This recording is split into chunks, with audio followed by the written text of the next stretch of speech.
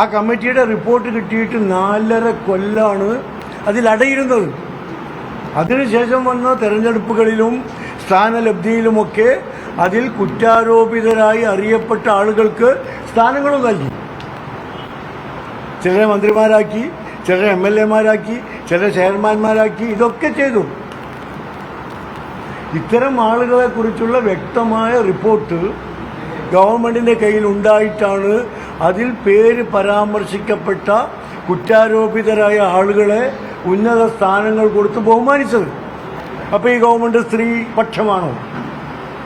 സ്ത്രീ സുരക്ഷയ്ക്ക് ഈ ഗവൺമെന്റ് എന്ത് പ്രാധാന്യം നൽകുന്നു എന്നതിന്റെ ഏറ്റവും വലിയ തെളിവാണിത്. അതിൽ അടയിരുന്ന ഗവൺമെന്റ് ഈ വസ്തുത സമൂഹത്തെ അറിയിക്കുകയോ അതിൽ അന്വേഷണം നടത്തുകയോ ചെയ്യാതിരുന്ന ഒരു ഗവൺമെന്റ് ഇത് പുറത്തു വന്നു. കോടതി പറഞ്ഞപ്പോഴാണ് ഇത് പുറത്തു കൊടുക്കുന്നത്. പുറത്ത് കൊടുത്തിട്ടും എന്തൊക്കെ ഉപാധികളാണ് ഈ ഗവൺമെന്റ് പറഞ്ഞത്? ഒരു കുറ്റകൃത്യം നടന്നാൽ പരാതിക്കാരൻ വീണ്ടും പരാതി കൊടുത്താലേ അന്വേഷണം നടക്കൂ എന്നാണ് ബഹുമാന്യനായ മുഖ്യമന്ത്രി പറഞ്ഞത്.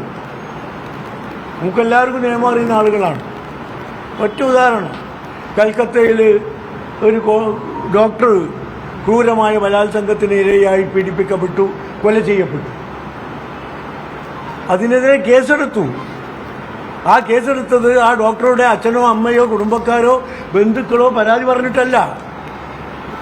ഒരു കുറ്റകൃത്യം നടന്നാൽ ഗവൺമെന്റിന് കേസെടുക്കാം, പോലീസിന് കേസെടുക്കാം, എന്നിട്ട് അന്വേഷണം നടത്താം. ആ അന്വേഷണത്തിന്റെ അവസരത്തിൽ സാക്ഷികളോട് മൊഴിയെടുക്കാം, പ്രതികളെ ചോദ്യം ചെയ്യാം.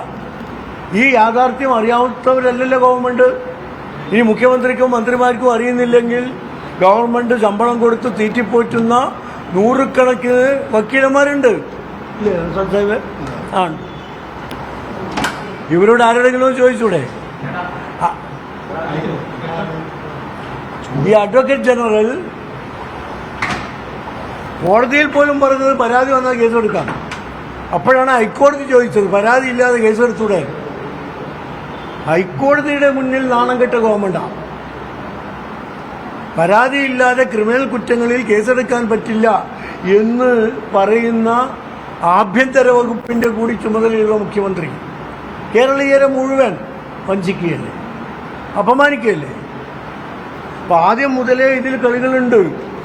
ഇപ്പോൾ പുറത്തു വരുന്ന വാർത്ത, മന്ത്രിയുടെ പേര് വരുന്നു, MLA-യുടെ പേര് പറയുന്നു, പാർട്ടി പ്രവർത്തകരുടെ പേര് പറയുന്നു, ചെയർമാൻമാരുടെ പേര് പറയുന്നു. ഇതൊക്കെ നടക്കുന്നു. അപ്പോൾ ഇതിൽ എന്തുകൊണ്ടാണ് ഇത് പൂഴ്ത്തിവെച്ചത് എന്നതിനെ കുറിച്ചുള്ള വ്യക്തമായ ധാരണ കേരളീയ സമൂഹത്തിന് കിട്ടി. ഈ പുറത്തു വന്ന തെളിവുകളൊക്കെ വ്യക്തമാക്കുന്നത് ഈ ഗവൺമെന്റ് ഇത് ബോധപൂർവം പൂഴ്ത്തിവെച്ച് തന്നെയാണ് സ്വന്തക്കാരെ രക്ഷിക്കാൻ എന്ന് വ്യക്തമാകുകയാണ്. ഒരുപാട് പരാതികൾ ഇപ്പോൾ വന്നുകൊണ്ടിരിക്കുന്നു. ഒരുപാട് പേരുടെ കുറിച്ചുള്ള ആരോപണങ്ങൾ വന്നുകൊണ്ടിരിക്കുന്നു. അത് ഏത് പാർട്ടിയാണ്, ഏത് പ്രദേശക്കാരനാണ്, ഏത് ജാതിയാണ് എന്നൊന്നും പ്രശ്നമില്ല. കുറ്റം ചെയ്തിട്ടുണ്ടോ ശിക്ഷിക്കപ്പെടണം.